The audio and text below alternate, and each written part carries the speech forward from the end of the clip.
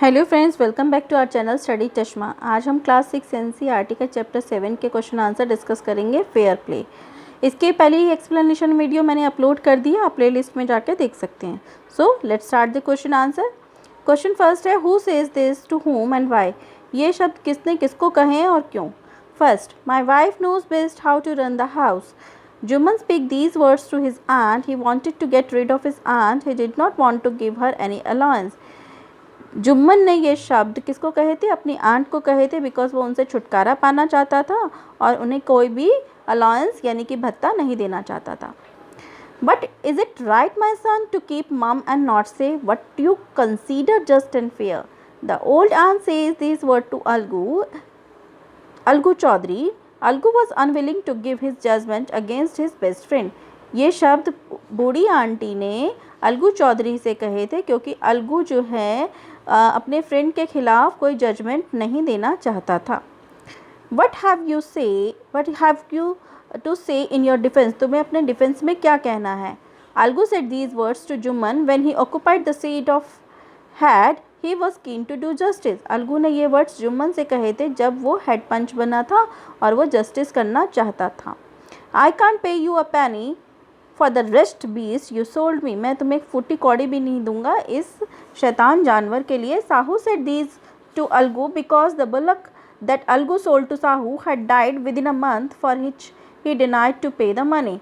साहू ने ये शब्द अलगू से कहे थे क्योंकि जो बुलक्स जो अलगू ने साहू को बेचे थे वो मर गए थे एक ही महीने के अंदर, और वो उसे पैसे देने से मना कर रहा था। Victory to the panchayat, this is a justice. Algu said this over and over again in front of the village because he was happy that Jumman had not deviated from the path of justice in spite of the enmity between them. Algu ने ये शब्द बार बार गांव वाले के सामने कहे थे, गांव में कहे थे, क्योंकि वो बहुत खुश था कि जुम्मन ने न्याय के रास्ते में अपनी दुश्मनी को नहीं आने दिया, उसने न्याय ही किया। Now answer the following question. Question number 1. Then the situation changed. What is being referred to? The situation changed after the transfer of the property. Jumman forgot his promise to look after his old aunt. He as well as his wife began to ill-treat her.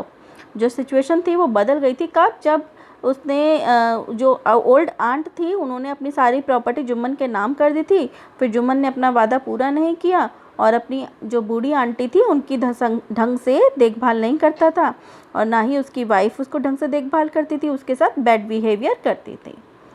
When Jumman's aunt realized that she was not welcome in his house, what arrangement did she suggest?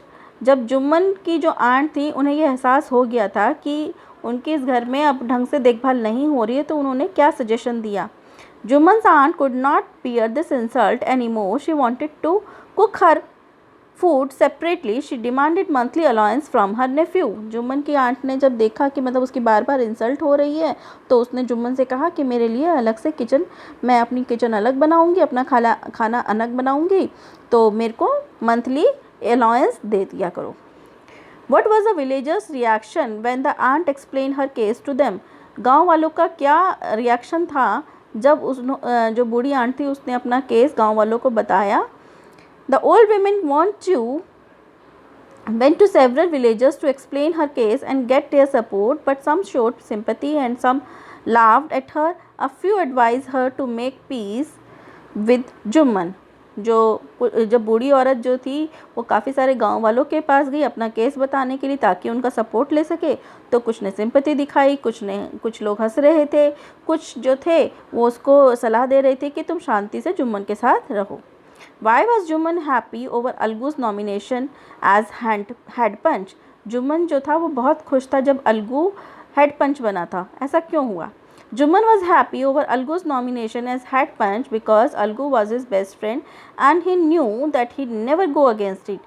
क्योंकि जब वो head पंच बना था तो उसे पता था जुम्मन को कि अलगू जो है उसका बेस्ट फ्रेंड है और वो उसके खिलाफ कभी भी कोई निर्णय नहीं लेगा. God lives in the heart of the punch, the aunt said. What did she mean? God जो है, भगवान जो है पंच के दिलों में रहते हैं, ऐसा आंट ने कहा था. उनका इस बात से क्या मतलब था? God lives in the heart of the punch. By this she meant that a punch is always impartial. A punch had neither a friend nor an enemy. Whatever justice be delivered, it was the justice delivered by God. भगवान जो है पंच के दिलों में रहता है, इसका मतलब ये है कि जो पंच है वो हमेशा निष्पक्ष होकर फैसला देते हैं। जो पंच होता है ना तो उसका कोई दोस्त होता है ना कोई दुश्मन होता है। जो भी न्याय किया जाता है, न्याय का जो जस्टिस दिया जाता है वो भगवान के द्वारा ही दिया जाता है। What was Algu's verdict as head punch? How did Jumman take it?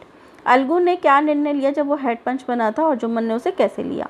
Algu heard that case and gave a fair judgment. He asked Jumman either to pay a monthly allowance to his aunt or transfer the property in her name. Jumman was stunned. He became Algu's enemy. He decided to take revenge from Algu. जब अलगू ने case सुना तो उसने बड़ा ही निष्पक्ष होकर फैसला दिया। उसने जुम्मन से कहा या तो वो उसे मंथली अलाउंस दे, मासिक भत्ता दे, नहीं तो जितनी प्रॉपर्टी जो आंट की है वो उसे वापस कर दे। लेकिन जुम्मन जो था वो बहुत चालाक था, उसने अलगू को अपना दुश्मन मान लिया और उससे बदला लेने की ठान ली।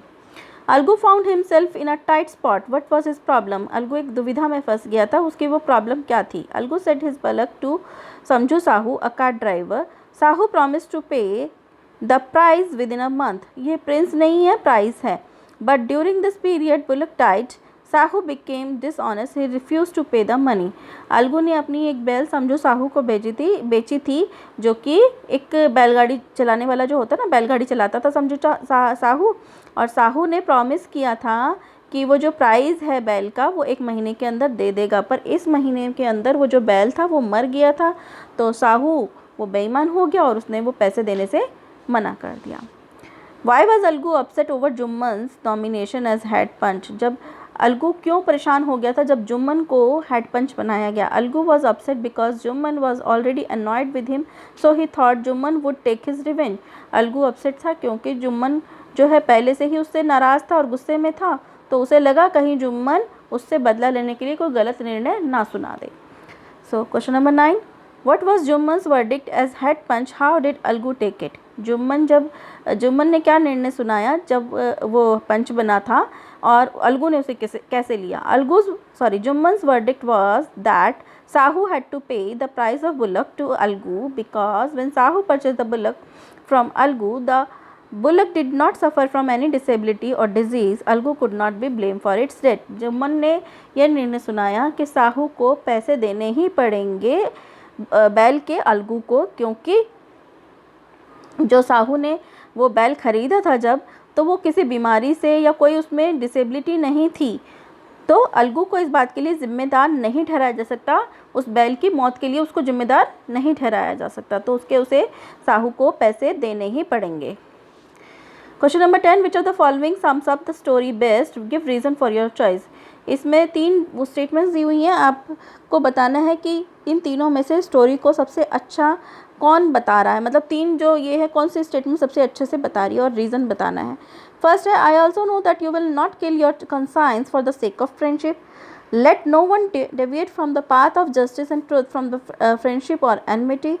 The voice of the panch is the voice of God. So I think this second statement sums us the story best. Second है, let no one deviate from the path of justice and truth from the friendship or enmity। मतलब कि justice के न्याय के रास्ते में कोई दोस्ती या कोई दुश्मनी नहीं आती है। ये इस पूरी स्टोरी को ढंग से मतलब इसी के आसपास ही घूमती है सारी स्टोरी।